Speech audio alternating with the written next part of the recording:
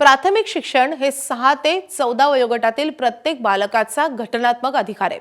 मात्र फक्त आधार कार्ड नाही या कारणासाठी प्राथमिक शिक्षणाचं वय असूनही एखाद्या मुलाला पहिलीत प्रवेश देण्याऐवजी 2-2, 3-3 वर्ष अंगणवाडीतच बसावं लागत असेल तर तुम्ही याला काय म्हणणार? होय, हे घडतं आहे राष्ट्रपिता महात्मा गांधी यांचा वारसा असलेल्या वर्धा जिल्ह्यात। वर्धा जिल्ह्यातल्या समुद्रपूर तालुक्यात गणेशपूर या पारधी आदिवासी पाड्यात सरोज पवार या 7 वर्षीय मुलाला सलग 3ऱ्या वर्षी अंगणवाडीतच बसण्याची वेळ आली आहे। घरापासून हाकेच्या अंतरावर जिल्हा परिषदेची प्राथमिक शाळा असताना सरोजला त्याचं वय 7 वर्ष असतानाही पहिल्या वर्गात प्रवेश दिला जात नाहीये, कारण सरोजकडे आधार कार्ड नाहीये। दरम्यान या संदर्भात सरोजच्या आत्या अर्चना राऊत यांच्याशी बातचीत केली आमच्या प्रतिनिधींनी, आपण पाहूयात। सरोज पवार नावाचा हा जो विद्यार्थी आहे, लहान मुलगा आहे, याचा शाळाबाह्य असण्याचं कारण जो आहे तो अत्यंत धक्कादायक आहे। सरोजचा आजवर आधार कार्ड बनवू शकलेला नाही, त्याच्या आईवडिलांचा आधार कार्ड बनवू शकला नाही आणि त्यामुळे सरोजचा आधार कार्ड नसल्यामुळे शिक्षक त्याला शाळेत बसू देत नाही। त्यामुळे सरोज गेले 2 वर्ष सातत्याने बालवाडीमध्येच शिकत आहे, पहिल्या वर्गामध्ये त्याला प्रवेश मिळत नाही। आपल्यासोबत सरोजच्या आत्या अर्चना राऊत आहेत। अर्चनाताई, काय अडचण होत आहे सरोजचा शिक्षण सुरू करण्यामध्ये? याच्या शिक्षणामध्ये हे अडचण येत आहे का याच्याजवळ आधार कार्ड नाही। आधार कार्डमुळे याला शाळेत बसू देत नाही।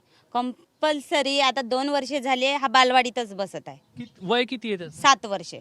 7 वर्षाचं वय तर पहिला वर्ग जवळपास त्यांनी उत्तीर्ण केला पाहिजे होता आतापर्यंत। हो, पण त्याला बालवाडीतच ठेवत आहे, कारण का आधार कार्डच नाही। वारंवार बालवाडी शिकवावं लागतं। वारंवार बालवाडी शिकवावं लागते। शाळेमध्ये तुम्ही प्रवेशासाठी जातात तेव्हा शिक्षक काय म्हणतात? आधार कार्ड आणा म्हणते, आम्ही त्याला पहिल्या वर्गात ऍडमिशन करू म्हणते। याचा आधार कार्ड का बनवू शकला? तुम्ही काय प्रयत्न केले याचा आधार कार्ड बनवण्यासाठी? आधार कार्डासाठी आम्ही प्रयत्न म्हणजे खूप सारे केले, पण मेन मुद्दा याच्या आईचंच आधार कार्ड नाही आमच्याकडे। आईचा आधार कार्ड नाहीये तरी ज्या ठिकाणी याचा जन्म झाला असेल तिथून जन्माचा दाखला पण सुद्धा मिळाला नाही, काऊन का तिथे पण आईचंच आधार कार्ड लागते। मग आज सरोज 7 वर्षाचा झालेला आहे, एका प्रकारे डॉक्युमेंटवर त्याचं अस्तित्व मान्य केलं जात नाही। सरकारने मान्यच केलं नाही का याचं जन्म झाला म्हणून।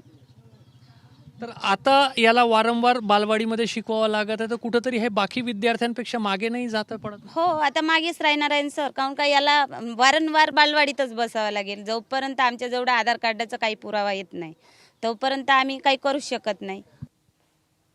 तर प्राथमिक शिक्षणाचा अधिकार असतानाही एका चिमुकल्याला त्याच्या शिक्षणाच्या अधिकारापासून का वंचित ठेवलं जातंय, असा सवाल एबीपी माझानं गणेशपूर गावातील प्राथमिक शाळेतील मुख्याध्यापकांना विचारलाय।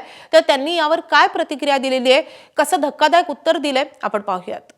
आपण त्याला शाळेत दाखल करू शकतो। शाळेच्या दाखलखारीजवर राहते, तो पटावर राहते, तो शाळेत येते, सगळ्या बाबी होते।